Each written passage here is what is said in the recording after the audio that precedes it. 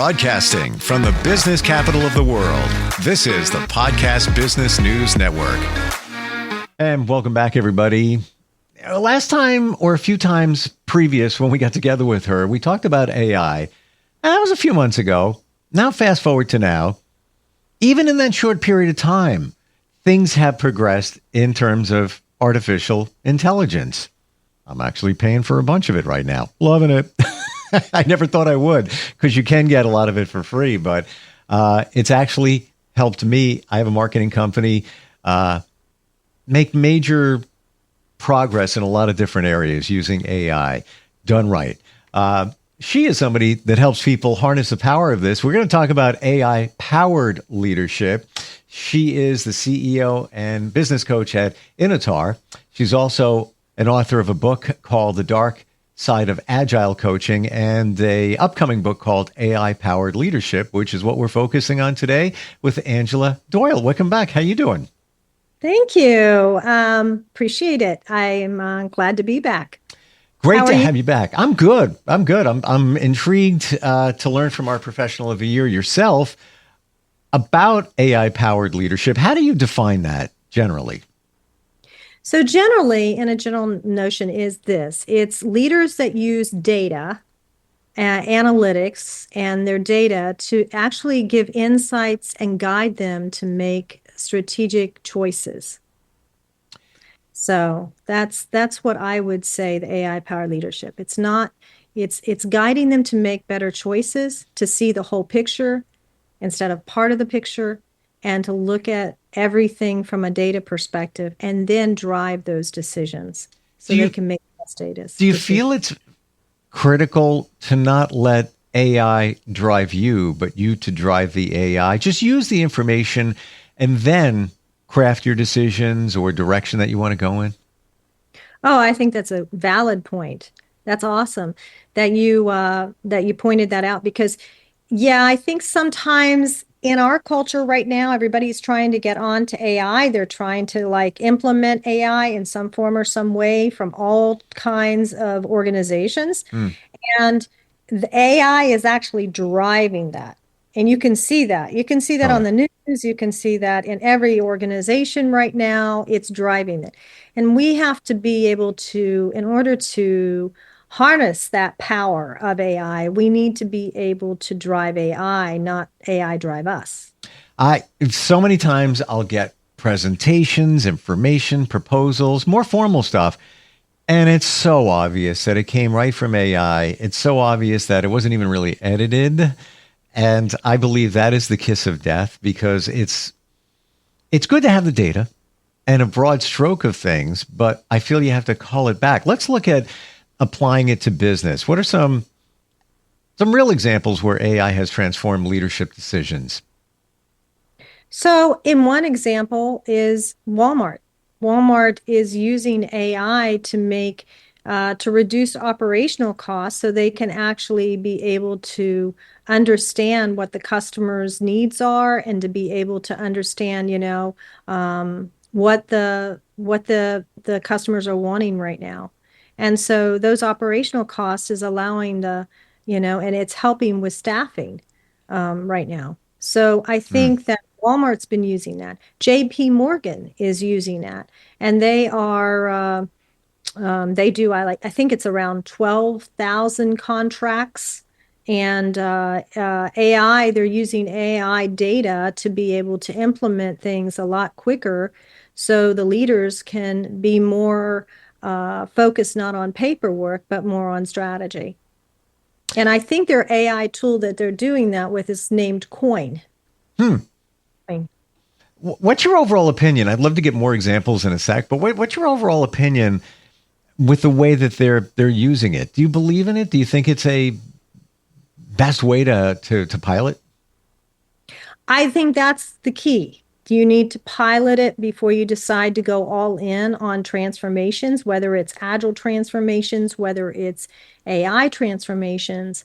We need to understand and learn from a pilot first before we implement this throughout the whole organization, because that allows us to kind of really analyze the AI tool, whatever AI tool that is. That may be chatbots, that may be other type of robotics or machine learning that you're talking about. But you've got to kind of have that time to really analyze the data to figure out, well, what kind of data did it come back? Was there AI biases that came back that could be given the amount and the severity? Has that created risks?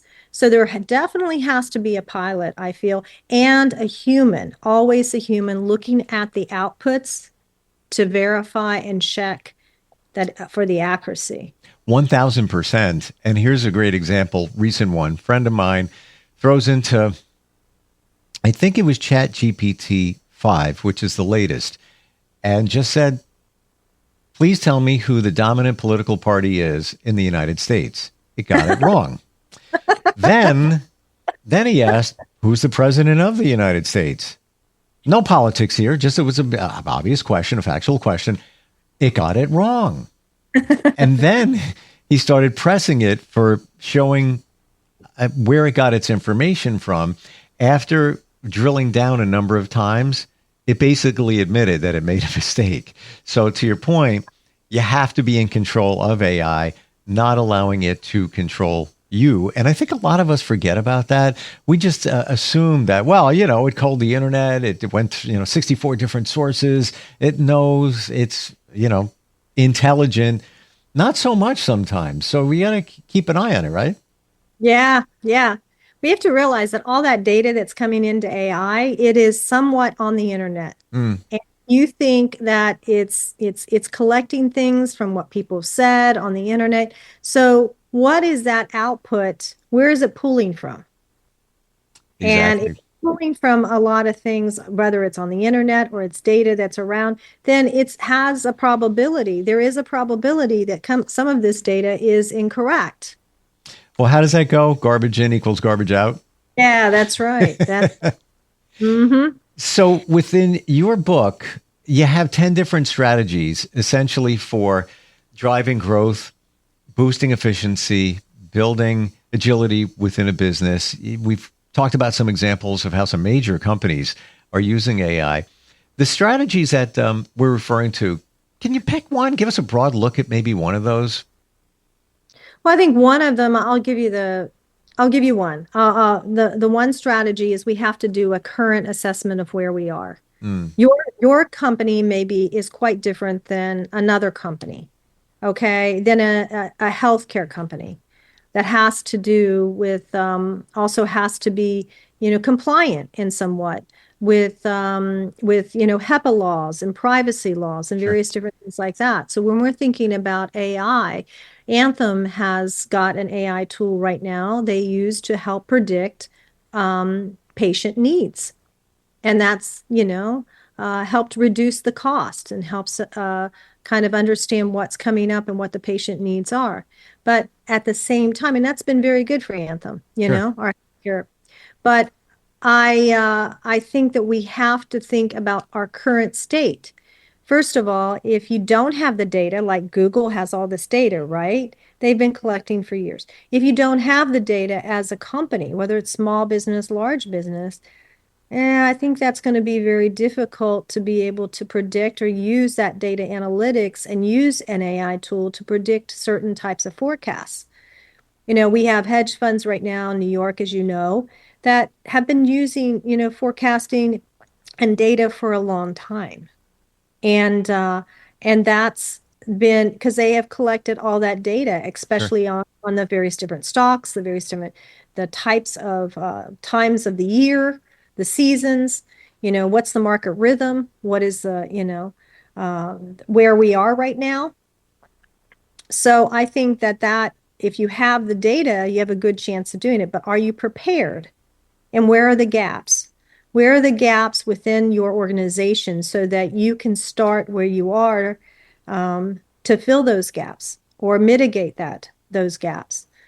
So I think that's probably the biggest thing. A lot of people want to do AI. It depends on the type of AI. There's a lot of AI out there. Oh, yeah. And thank you for mentioning Google and how they have years and years of data. Many people don't realize that when you do a Google search and then the results come up in the paid search, that it's all about intent. Google has collected so much, it's almost a little scary, data on all of us. And even from third-party data that they pull in, they compare that even if you're searching and your intent isn't really true, it already knows. Like, example, you could be a cosmetic surgeon and you're paying a company to do your Google advertising, or you're paying Google to put your ads out there. You do a search for, let's say, breast augmentation. You're paying a lot of money, but you're not coming up first in the search results, and you're frustrated. What is going on with that? Well, the reason for that is you're a 54-year-old cosmetic surgeon. You're not a 44-year-old female looking for breast augmentation, and that's why you didn't see your ad, because Google knows that. You didn't even have to tell it. It already knew.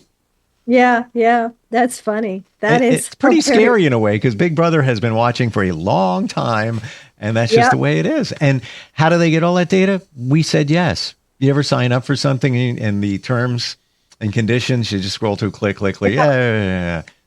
They got you. You gave it to them. That's true, which is different in the UK and it's different in Europe. There's a lot of different laws in Europe about data and about privacy laws and personal data that is different than the US. That's a really good point. I forgot about that, quite honestly. Yeah, it is different. Even Google's over there too, but different set of rules for that. What other thoughts you want to share about empowering leaders to use AI? I think that we have to think about the AI biases that could come. That's a barrier that could come. So when we're looking at AI and implementing that as a leader for strategy or for product development, that's something that is that we can do for product development, is helping us write the various different requirements for product. We have to look at the intent and the intent of the product. What is the product going to be used? And before we kind of look at AI and just type it in and let's just use everything. So it's quick. Yeah, it's quick. It helps us be more productive. Sure. But I feel like we have to look at that and review it. There has to be a human reviewing or multiple humans reviewing some of the output, and then that we decide what is the best. And I think this is just to help us get started, help our minds think in a certain way, in a more broader way. Yep. Instead of using maybe, our own experiences. So it helps to broaden our insight to be able to dive in and drill down a little bit deeper into the data. One thing I'm getting from you, Angela, is the data. We shouldn't look at AI to be the end all. It should be just a data tool and leave it at that. And it's wonderful for that. But as if, even back in the day when you went to an encyclopedia and you went up looking up something and you needed some information, very primitive form of doing it compared to today. But it was this, you just got information and then you took it and used it. It seems like that's the way we should be looking at AI, just for the data, the information, or maybe a starting point to generate a couple of ideas and then tweak them from that point forward. Does that seem reasonable for a leader? They want to maximize their use? Yeah, I think so. But when we think of AI, it's a lot of, we're talking one type of AI, like a search engine, ChatGPT, those type of things that have to do with data and insights. But there is a lot of other things with AI. So you're thinking when we look at AI, and that's why I would suggest to leaders, take one AI tool that's very simple to use as a pilot, that you might have need some more accuracy, some more understanding, and do a pilot. Like, for instance, if they're talking about machine learning, we're talking about building robots, for data inventory, then that's a different type of data. Not data, but it's also a different type of tool, AI tool. So there's various different AI tools that we use. I would think the one that's most popular for the public as well as, business at times is the Copilot, ChatGPT, those type of areas that do use a lot of data. Take one simple tool that people are used to, like prompt engineering that they are looking at, and, understand and apply it to a concept that you want to limit a lot of time and produce more productivity in that area. So let's say you have like 5 or 7 agile teams, or a program that's using agile, or the whole company maybe that's using agile, and you have to write a strategy, or you have to write a feature that is coming out, or a capability that's coming out. You're breaking down this whole like product that you're going to develop, and you want to break it in small increments. You can use ChatGPT, Copilot, various different things to help you break that down. As a product manager and product management, you can actually help break that down so that you can see the various different stages. And that can help you, because then you don't have to come up with some of this. You can help you get started. I'm not going to say it's the end all. It still needs to be reviewed by humans, but Sure. yeah. OKRs is another one. Objectives and key results that we have for the year. How are we aligning our enterprise strategy with our objectives that we want for this upcoming year? So that we take some of the data, we input that data and say, this is the type of year we had. We want to increase our year by this amount of money, or we want to be able to implement AI. As a leader, where are the areas that we could do this based on our history right now, and what we do know? Even if you don't have that data, it's going to give you back some ideas of what those OKRs are. And then you review it, but it's a good starting point. Sometimes we get so busy thinking about the forest, we don't see the trees, right? And so it helps us get started and helps us initiate a conversation with our other leaders so that we can create alignment. My forest would be the service I just subscribed to, which I believe is 3,000 different AI apps. Yes, it's overwhelming, from video to presentation production to, of course, every version of ChatGPT, Claude, every other one there. I could spend weeks 24/7 going through all of it. Overwhelming. Your company is Inotar. Tell me about that. So Inotar has basically, it's where I actually get, I do all my books. I also do executive coaching at times. And so, I'm also, I use that for some of the other coaching that I need and the training that I need to do. That's more for private industry. But it's also provides, a platform for my books as well. Sure. And speaking engagements. I love the concept of the book, AI powered leadership. Is it available yet? No. The concept and the draft has been completed. By AI, right? No, I'm kidding. And it's being reviewed right now. By a human. Editor. Yes, it is at an editor by a human. Yep. Wow. Yep. The way it should be. When do you think it might go to press to be published? I think it's probably going to be next year. I would like to say this year, but I think with everything going on, and this year, I can't believe it's already October. I know when you say next year, it sounded like, well, that's a long time, Angela. It seems like the book's almost done. 2 months from now, it'll be next year. Crazy. Yeah, editing is the main thing. But the other 2 books is coming out on Audible, by the way. We're going to have that on Audible. So we'll have all various different media that you can listen to those books by Christmas. Excellent. So. Isn't it interesting, the parallels that you're working on this book and it needs to be edited? And isn't that essentially what we're talking about with AI here, where you need a human to go through it, whatever data you collect, and cull through it and make sure it's accurate and get rid of the fluff and all of that? Kind of funny. Yeah. Editing is a big thing. I even participate in the editing. I mean, we do this as an agile, group, but my editor is a professional editor, Sure. and it's a team, and they are going through that now. Outstanding. Looking forward to it. AI powered leadership. Of course, you have the other books on your website. Can we go to the Initar website to learn more there? You can. That is probably going to be changed and modified, but yes, you can right now. It's up and it's running. So that would be inoatar.com, right? That's right. Excellent. Angela, thank you for being here. Really appreciate it. Thank you, Steve. Thank it's you. always a pleasure. Thanks Likewise. so much. We'll be right Okay. back.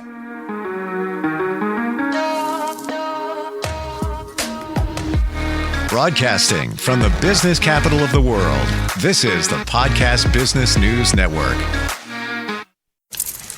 Let's go inside the mind of a 10-year-old. I should have worn those earrings today. I like those earrings. Gabby has those awesome earrings. I need to ask her where she got those, but that's just what she would want me to do. I'll have Michaela ask her for me. Buckle up, Sarah. Yeah, but then Michaela will be like, why don't you just ask her yourself? That's just like Michaela. Sarah, buckle up. Michaela's such a great name. I wish I was called Michaela. There's like a dozen Sarahs in my class. Hey, we're not hitting the road until you buckle up, honey. Oh yeah, seatbelt. I forget sometimes because my brain is like busy, you know? I wonder if there's pizza at school today. Sometimes it can be tough to get through to your kids, but it's not impossible. Always make sure they're wearing their seatbelts, even on short drives. Remember, you have the keys, you have the power. Never give up until they buckle up. A message from the National Highway Traffic Safety Administration and the Ad Council. Visit safercar.gov/kidsbuckleup for more information.